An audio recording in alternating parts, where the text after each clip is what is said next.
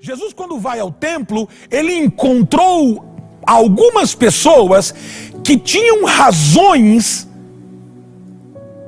escusas para frequentar o templo. Então, escute isso, por favor.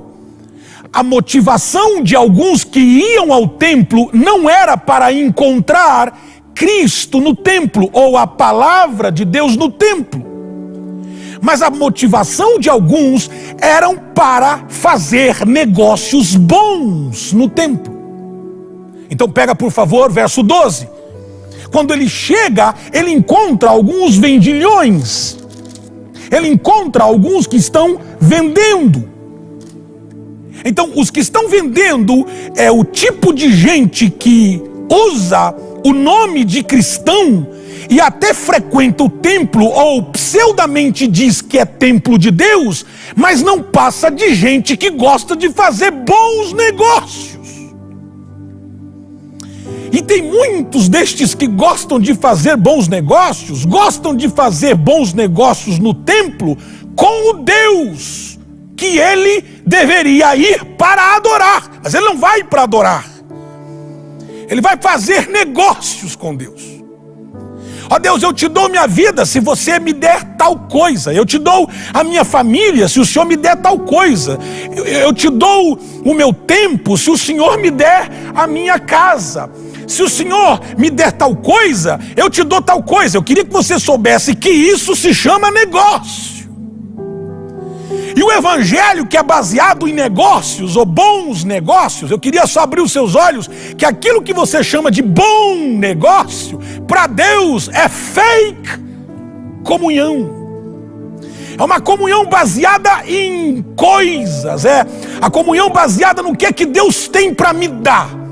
Eu vou para a igreja porque Deus vai me dar tal coisa. Escute, você é um vendilhão. Nos tornamos vendilhão do nosso tempo. A gente diz para Deus: Senhor, eu vou te dar 10 minutos do meu tempo orando, como se Deus precisasse da minha oração. Senhor, eu vou jejuar. Olha, eu estou jejuando, hein, Senhor. Eu vou te dizer, eu não faço isso todo dia, eu estou fazendo abrindo uma exceção. Ó, vendilhão! Você não vai mudar Deus com o seu jejum. Você não vai mudar Deus com a sua oração. O que muda é você, o que muda é a sua casa, o benefício é seu, mas não entre num pseudo-evangelho ou evangeliquez que é provocado pelo que ele dá, pelo que ele pode te dar. Você deve, eu devo e nós devemos viver um evangelho onde ele já nos deu. Ele já nos deu graça, vida, favor, misericórdia, perdão. O que mais você quer? Você levantou hoje. Você está respirando, você está vivo e eu também. Nós acordamos hoje. Nós nos despertamos. Obrigado, Senhor, pela vida. Obrigado, Deus, pela graça, pela paz. Mas é que eu ainda insisto em dizer que eu estou fazendo bons negócios com Deus. Deixa eu dizer aqui, numa clara com você. Eu e você merecíamos a morte. Eu e você merecíamos a cruz. Mas Ele foi num ato de substituição. Perdoou o meu e os teus pecados. E a gente não serve a Ele pelo que Ele é capaz de dar. A gente serve a Ele porque Ele já deu. Mas se você insistir em ficar sendo um vendilhão da fé, querer fazer bons negócios com Deus, olha o texto. E entrou Jesus no templo e expulsou todos os que vendiam. Escute isso. Jesus não se assusta com o movimento predial. Ouça, por favor. Jesus não se impressiona com o movimento predial. Ele não se impressiona com a quantidade de pessoas estando num lugar físico. Nunca Jesus se impressionou com isso. Olhe para os evangelhos e você vai ver. E a multidão o seguia, a multidão o seguia, a multidão o seguia, a multidão o seguia. Ele nunca parou uma vez para dizer: uau, a multidão está me seguindo. Mas ele parava para uma prostituta para falar do evangelho para uma. Porque ele entendia que o valor não está na massa, o valor está no ser, no indivíduo. E ele vai para o templo de Deus. Ele encontra a gente negociando com Deus, ou em nome de Deus. E aí ele faz uma coisa, ele expulsa. Você já assistiu um jogo de futebol ou qualquer outro esporte que você está torcendo por um time, você tem um atleta que você acha legal, ele está jogando, daqui a pouco aquele atleta que você gosta ou do time que você torce leva um cartão vermelho e você fica do outro lado dizendo, e agora? O que que vai ser?